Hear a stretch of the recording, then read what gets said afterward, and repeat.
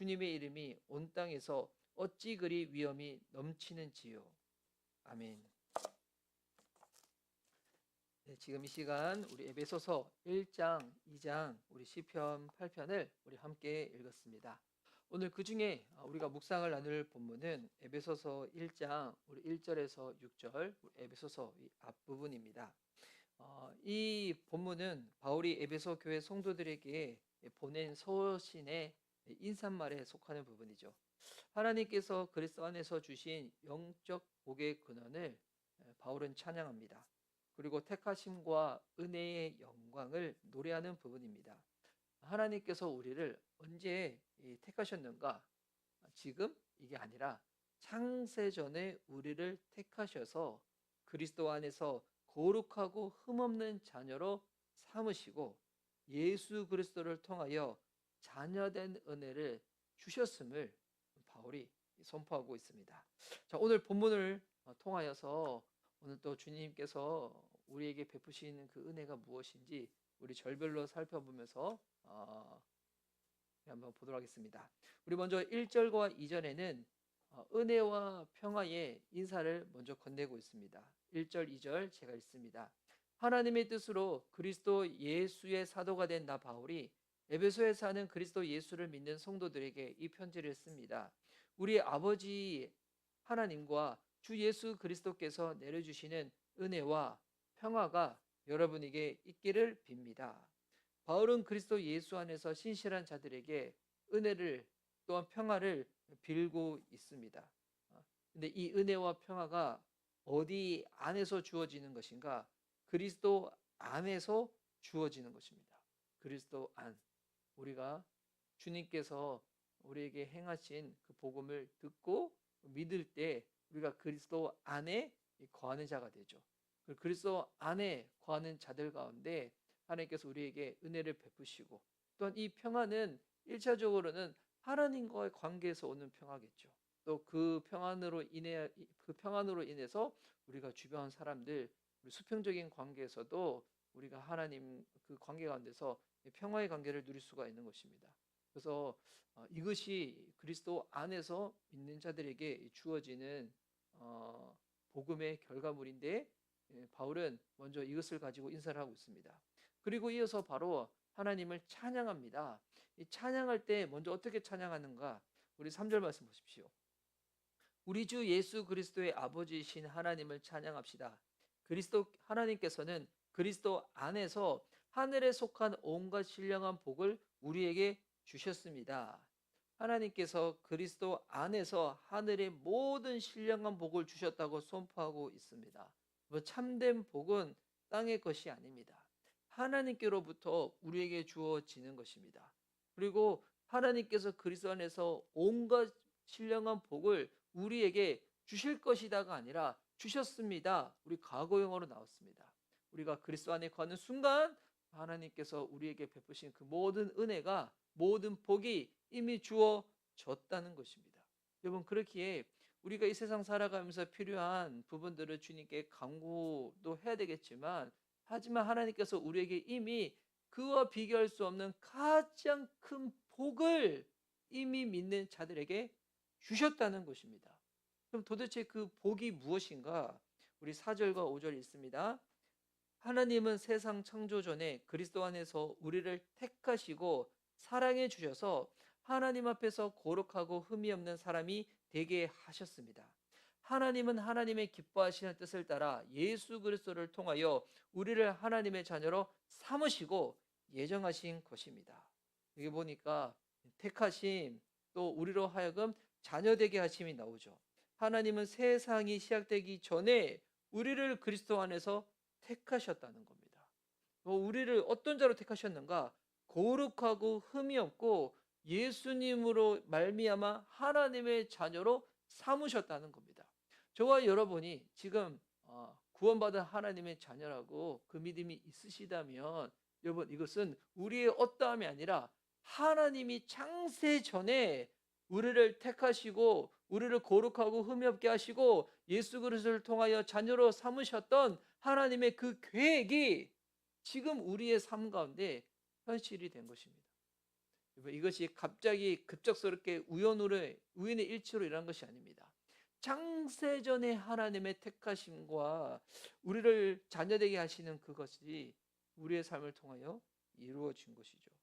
여러분, 구원 우리의 선택이 아닙니다. 하나님의 예정된 사랑의 결정입니다. 내가 지금 주님 앞에서 구원받은 하나님의 자녀이다.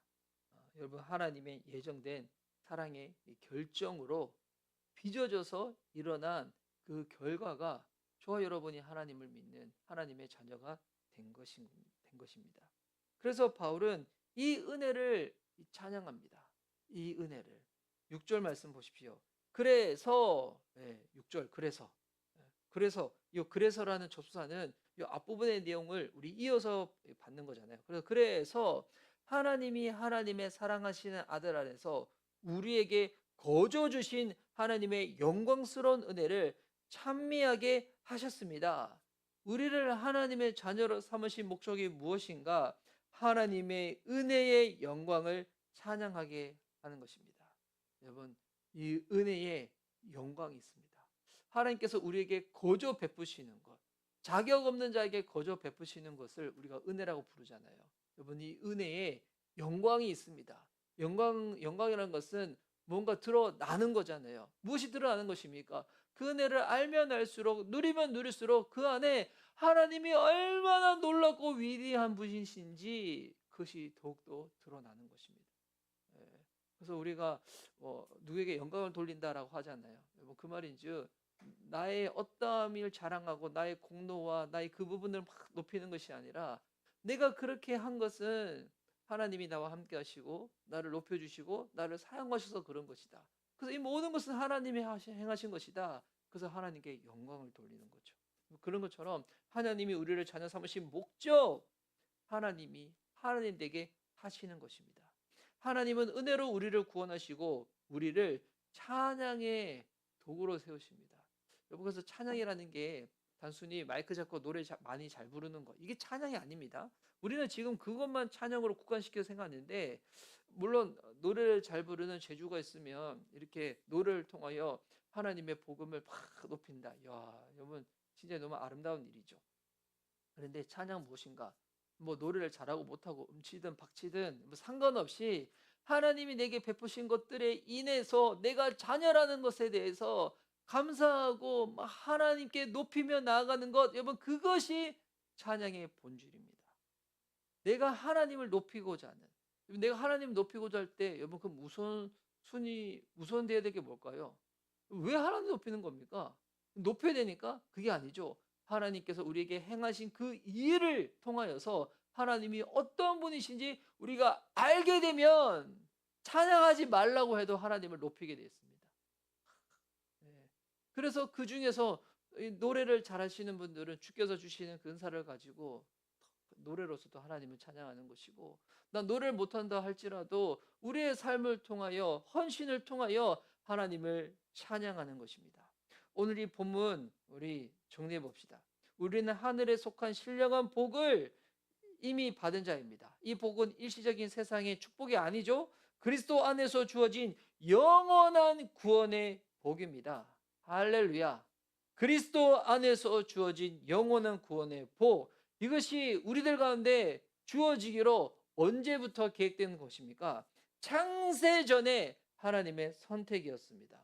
우리의 공로나 자격이 아닙니다. 그분의 사랑과 계획 안에서 이루어진 일입니다. 우리를 향한 구원은 우연이 아닙니다. 하나님의 영원한 작정이었습니다. 하나님의 영원한 작정. 그래서 우리가 자녀된 그 은혜를 통하여서, 예수 그리스도를 통하여 우리가 진짜 자녀가 된 거잖아요. 그래서 그 은혜는 값없이 주어진 사랑이며 우리는 그 은혜의 영광을 찬양하는 자입니다. 그렇게 찬양하도록 부름을 받은 자입니다. 여러분, 오늘 이 사도 바울의 에베소에 있는 교회 성도들을 향한 이 편지의 앞부분이죠. 우리 인사말, 우리 찬양의 소두, 이 부분을 통해서 우리 스스로에게도 한번 물어보면 좋겠죠. 나는 세상의 복이 아니라 하늘의 복을 이미 받은 자로 그렇게 살아가고 있는 것인가?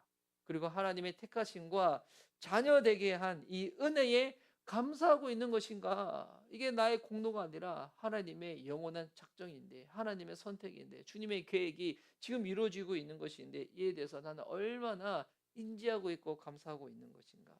또한 내 삶을 통하여 하나님께 영광 돌리고 있는 것인가? 하나님의 그 은혜에 벅차서 감동하여 영광 돌리고 있는 것인가? 저와 여러분의 삶을 통하여 하나님의 하나님 되심이 마음껏 드러났으면 좋겠습니다. 이번 한 주, 오늘 금요일이죠. 우리 월요일부터 금요일까지. 물론 내일도 근무하시는 분, 일하시는 분이 있겠지만, 여러분 참 수고가 많으셨습니다. 우리 한 주 동안.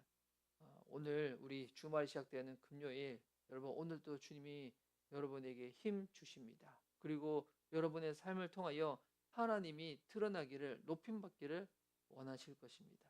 주께서 저와 여러분을 붙잡아 주시길.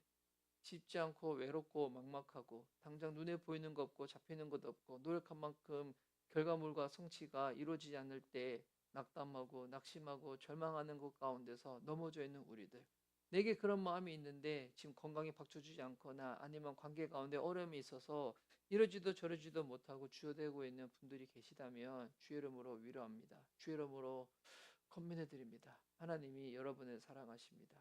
주님이 여러분을 창세전부터 택하셔서 주의 자녀로 삼으시고 여러분을 통하여 주님은 찬양받기를 원하십니다.